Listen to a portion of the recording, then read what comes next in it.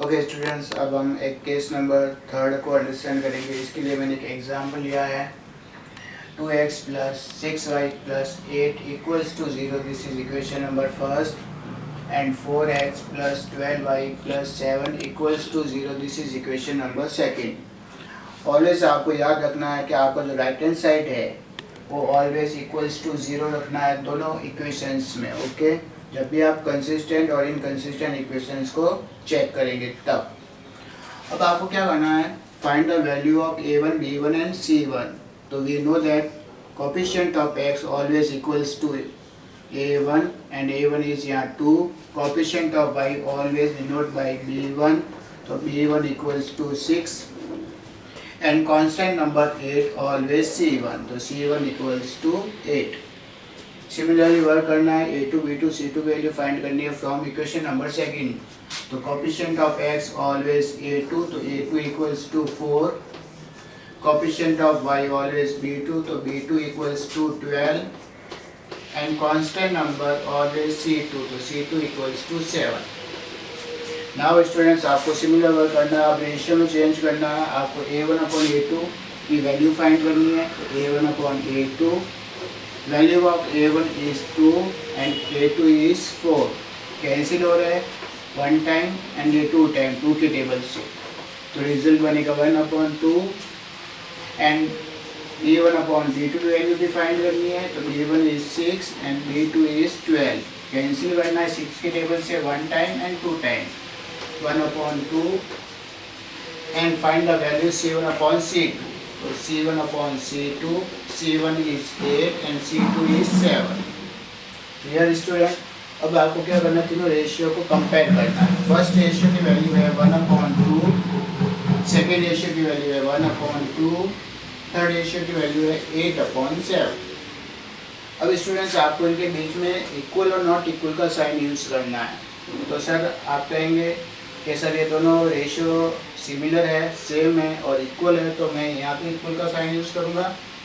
But ये दोनों जो वैल्यू है वो 8/7 के इक्वल नहीं है, तो मैं यहाँ नॉट इक्वल का साइन यूज़ करूँगा। अगर आपको कंडीशन याद है तो आप क्लियरली इसको पकड़ सकते हैं, कैच कर सकते हैं। a1/a2 equals to b1/b2 not equals to c1/c2। ये ऑलवेज की कंडीशन नंबर थर्ड यानी केस नंबर थर्ड को शो कर रहा है, यानी ये केस नंबर थर्ड को अप्लाई कर रहा है। अब आपको क्या करना है स्टूडेंट्स, केस नंबर थर्ड को यहाँ राइट करना है। केस नंबर थर्ड, इसका फॉर्मूला राइट करना है a1/a2 equals to b1/b2 not equals to c1/c2 and value put करनी है यहाँ पर। a1/a2 की वैल्यू 1/2, b1/b2 की value 1/2 not equals to c1/c2 8/7।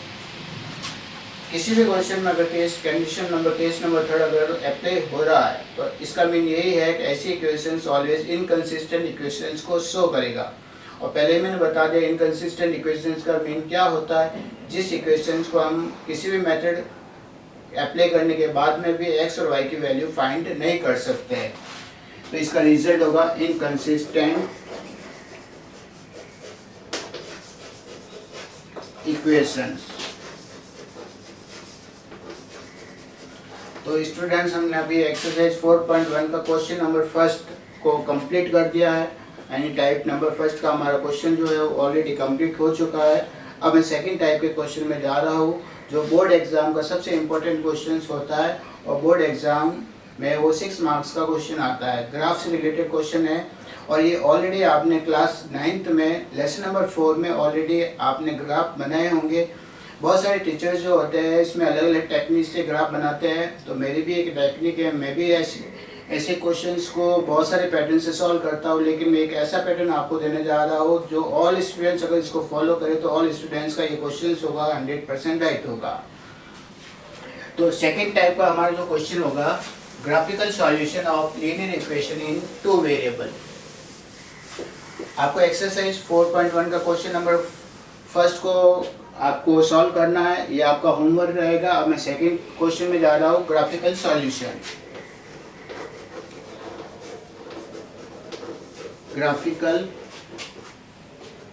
Graphically solution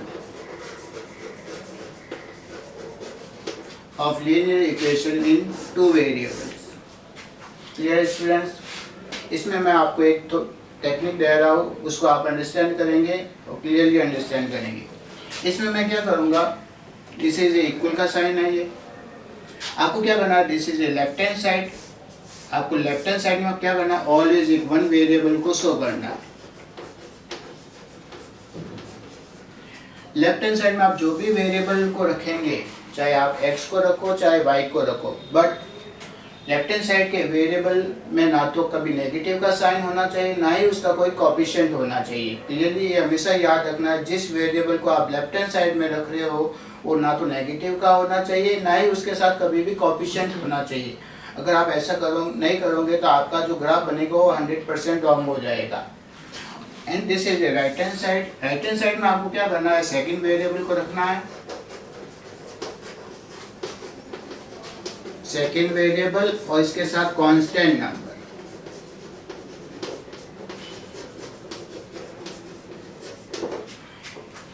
ये है इसकी टेक्निक। तो लेफ्ट हैंड साइड में मैं एक वन वेरिएबल को रखूंगा और उस वेरिएबल को मैं कभी भी नेगेटिव का नहीं रखूंगा और ना ही उसके साथ कभी भी मैं कोएफिशिएंट रखूंगा। और राइट हैंड साइड में मैं सेकंड वेरिएबल और कांस्टेंट नंबर को मैं राइट करूंगा। क्लियर? किसी भी इक्वेशंस को आप बिना ग्राफ बनाए भी बता सकते हैं कि उसका जो सॉल्यूशन होगा वो किस पैटर्न का होगा। वैसे आप थ्री कंडीशंस को आपने अच्छी तरीके से अंडरस्टैंड किया होगा। ग्राफिकल सॉल्यूशन कैसे करते हैं, मैं थ्री कंडीशंस को पहले आपको एक बार वापस बताने जा रहा हूँ। केस नंबर फर्स्ट क्या था? Case number first is a1/a2 not equals to b1/b2। अगर किसी भी इक्वेशन में केस नंबर फर्स्ट अप्लाई हो रहा है तो 100% आप जब भी ऐसे इक्वेशंस का ग्राफ बनाएंगे तो बहुत लाइंस जो होगी, दोनों इक्वेशन की टू लाइंस बनेगी और टू लाइंस ईच अदर क्या करेगी, इंटरसेक्ट करेगी। यानी केस नंबर फर्स्ट जब भी अप्लाई होगा किसी भी क्वेश्चन में तो आपको इसका ग्राफ इंटरसेक्टिंग लाइंस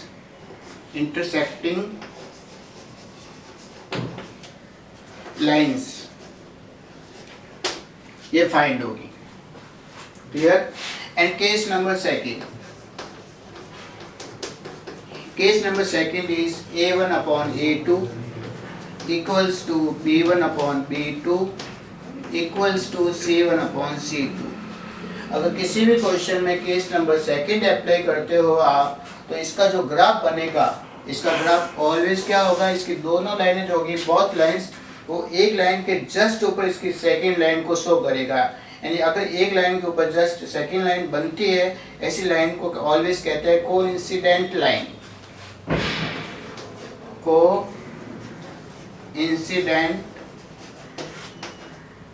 लाइंस।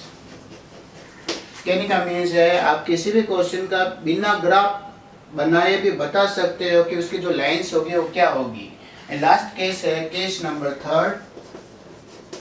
अगर आप किसी भी क्वेश्चन में केस नंबर थर्ड अप्लाई होता है, यानी a1/a2 equals to b1/b2 not equals to c1/c2।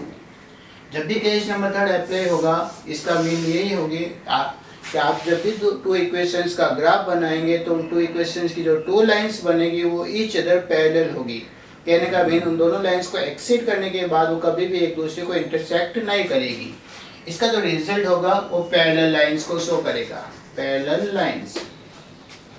कहने का मीन्स ये है, अगर आप शॉर्ट ट्रिक से अगर आप कैच करना चाहते हो कि आपका ग्राफ कैसे बनने वाला है तो केस नंबर फर्स्ट में आपका ग्राफ 100% इंटरसेक्टिंग लाइंस फाइंड होगा। कहने का मीन्स इसकी जो दोनों लाइंस होगी, बोथ लाइंस एक दूसरे को इंटरसेक्ट करेगी वन पॉइंट पर। क्लियर? केस नंबर सेकंड जिस क्वेश्चन में भी ये यूज होगा तो आपका जो ग्राफ बनेगा उस ग्राफ में टू लाइंस बनेगी, तो वन लाइन के जस्ट ऊपर सेकंड लाइन बनेगी। ये फर्स्ट इक्वेशन की लाइन बनाई, जस्ट इसके ऊपर एक सेकंड इक्वेशन की लाइन बनेगी और ये ऑल पॉइंट्स पर एक दूसरे को इंटरसेक्ट करेगी। यानी आपका ग्राफ इस पैटर्न का बनेगा। और जब भी किसी भी क्वेश्चन में अगर केस नंबर थर्ड अप्लाई होगा तो आप टू इक्वेशंस का जो ग्राफ बनाओगे उन टू इक्वेशंस की जो टू लाइंस बनेगी वो दोनों ईच अदर पैरेलल होगी। कहने का मीन्स है बोथ लाइंस को अगर एक्सीड करेंगे तो दोनों एक दूसरे को इंटरसेक्ट नहीं करेगी। क्लियर? अब मैं एक क्वेश्चन ले रहा हूँ, आपको बोर्ड एग्जाम में किस पैटर्न से उस क्वेश्चन को सॉल्व करना है और कौन सी टेक्निक से सॉल्व करना है। अगर आप ये टेक्निक को अंडरस्टैंड करते हो तो आपके ऑल क्वेश्चन जो होंगे टाइप नंबर 2 के सारे क्वेश्चन आपके राइट होंगे।